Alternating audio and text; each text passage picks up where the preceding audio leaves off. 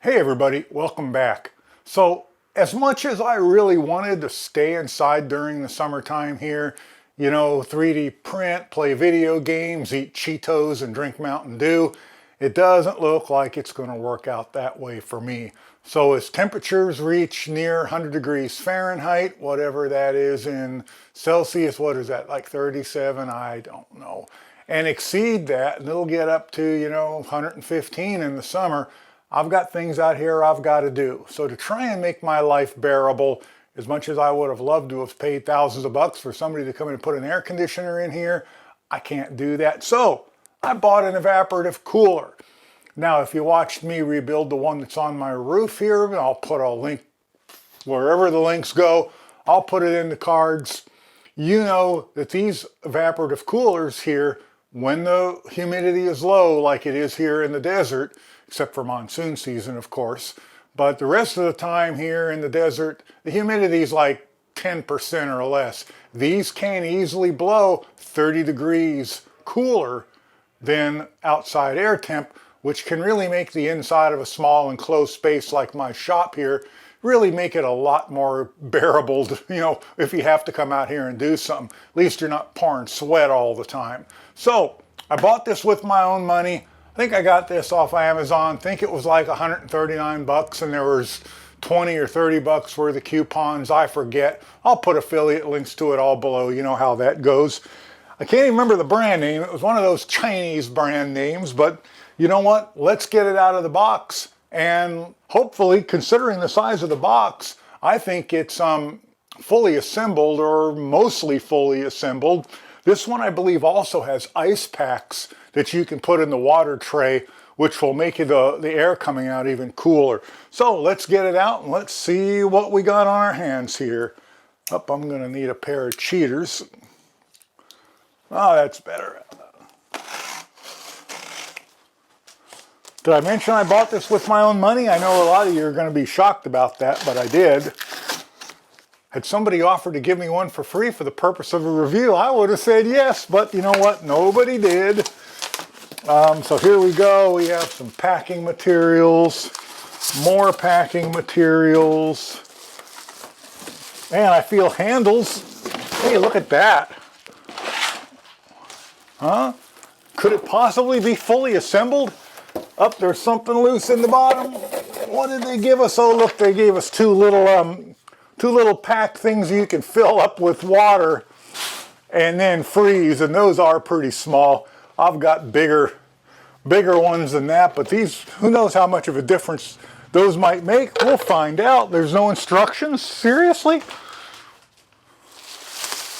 I mean, I don't need instructions, but maybe they're under here somewhere. Let's get the tape pulled off of it. If I remember correctly, it said this thing would cool an area of something like, I don't know, it was something seemed silly to me, 800 square feet, something like that. And I got like 120, 150 out here. Instead it was like 1500 CFM, at least what it could blow. So hopefully it has more than enough capacity for my little garage. And here we go. Here is the manual. Here is two more of these little ice trays for 4 total. They're not an ice tray, they're a little water tank that you can freeze. Here are some pop-on carpet casters. Great. Better than nothing, I guess. And about, holy cow, that's a pretty decently long cord. That's got to be 6 feet of cord. That's pretty impressive. We have controls in the front. We have a button that says cool. Then we have speed 0, 1, 2, and 3. And we have swing on and off, and swing means it oscillates. And then, it's got some little grill things here. This is what we look like from the front. Here's all our controls up here. Has 3 fan speeds, 4 if you think off is a speed, and I guess it is. The cool button, when the cool button's off, it's just a fan. When it's on, and then it's pumping water. Then we have swing, which I think turns the oscillation on and off. Then we have 2 sets of louvers, so we could have some go up and some go down. I don't know why you would want that, but you can. This side has nothing but the cord coming out.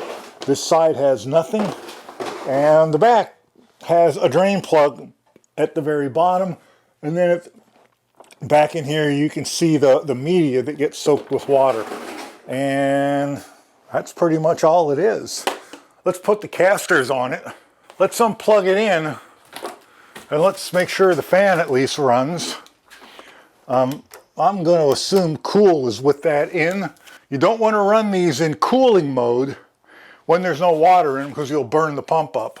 Speed 0. Speed 1. Oh, it's got a nice breeze on speed 1. I don't have an airspeed meter, guys, sorry. Here's 2. 2 is okay, nice and quiet. And 3. Yeah, okay, I think that would make a pretty good difference out here. And swing, yeah, it does. I can feel it moving the air from side to side. Let me get the thermal imaging camera, and we'll fill this thing with water, and we'll see if it makes a difference out here. God, something's gotta. All right, there's 5 gallons. It went in someplace. Let's see if the pump works. So I'm going to turn cool on.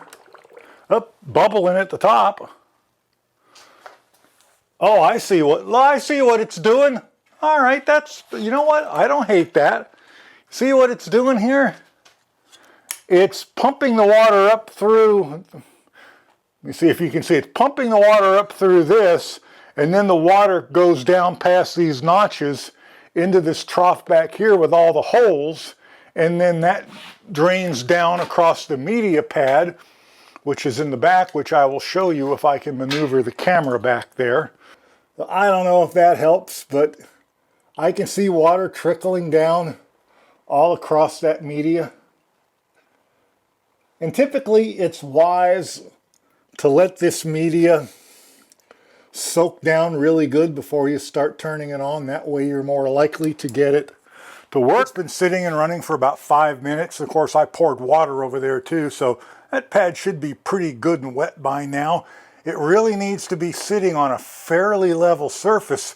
Otherwise, if it's tipped like this or that, water will only get on one side or the other of the pad. Not that it will stop it from working, but it won't work as well. So now you can see what it's really like out here. That's the hot water tank over there. You see the walls, the block walls are fairly cool. The floor is fairly cool. Look at the ceiling. What's the ceiling? Ceiling's 102 degrees. And that far sheet metal garage door is, what is that? I can't read it through the camera lens, is 94, 95 degrees.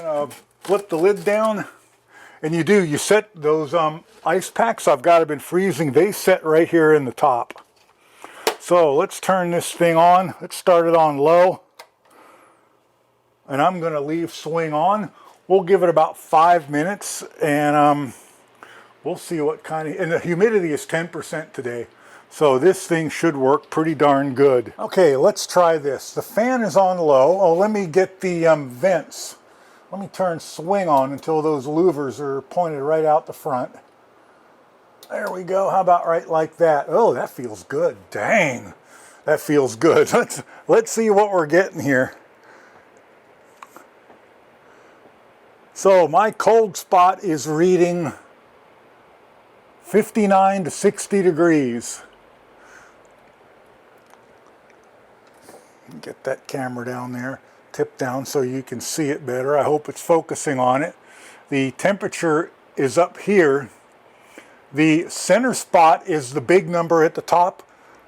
The max is the next number down, and the low spot is that green moving spot. It's what it says minimum.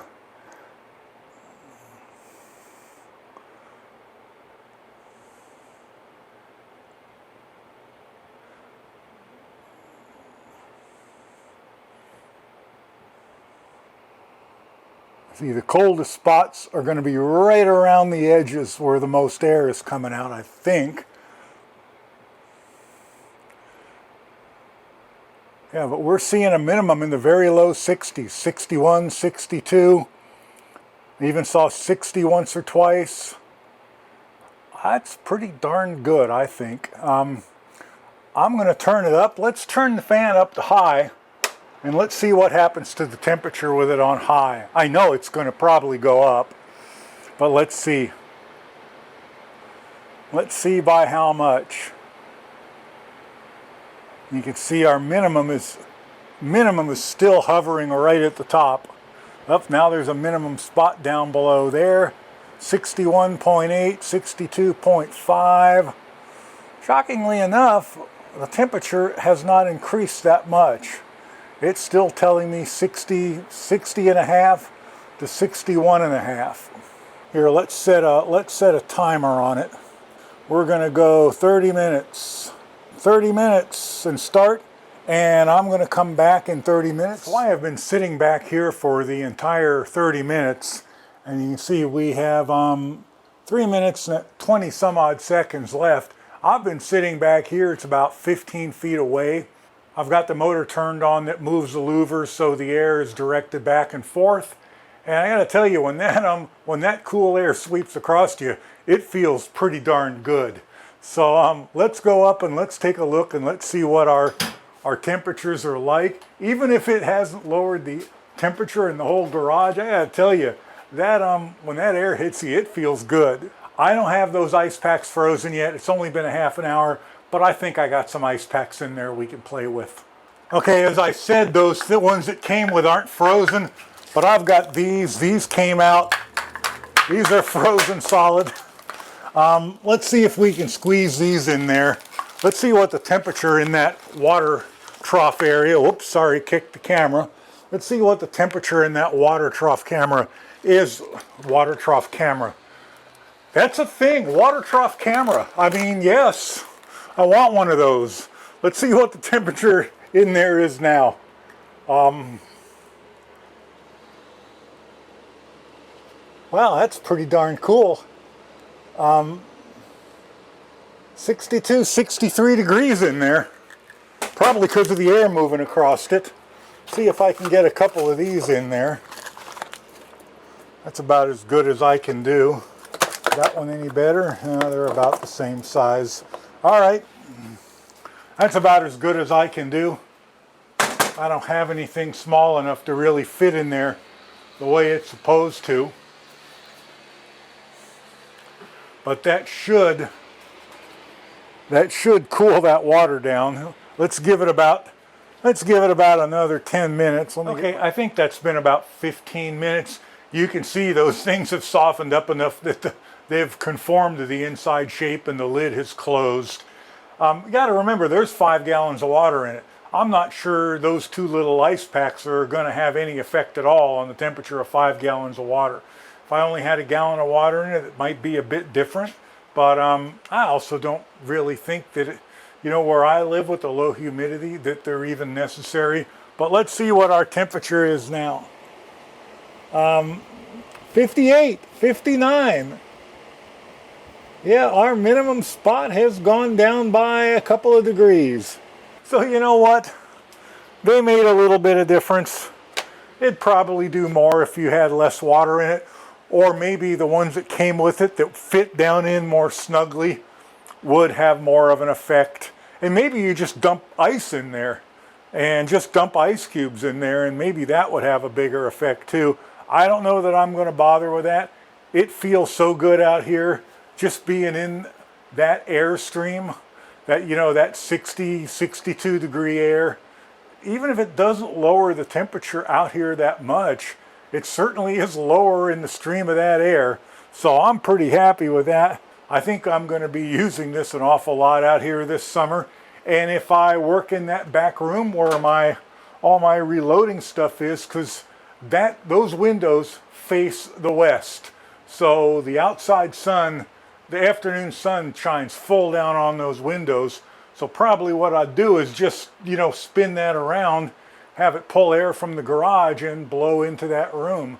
So yeah, I think this was absolutely a good purchase. Hopefully it will last. Of course, there's no way to tell. Maybe at the end of summer, if it's still running strong, I'll report that back and we'll all find out more about it. Anyway, I'm going to put links to it below once I remember where I bought it from. I still don't know what the brand name is. but I'll figure that out. I'll put links below. There'll be affiliate links. Of course, you guys know how that works, and thanks for using them. And I'm looking forward to this here. I got a welding review to do, welder review, and I have another review out here I need to get done. So I think this is going to make life a lot better. Anyway, thanks for watching, guys, and I'll catch you in the next one. Bye for now.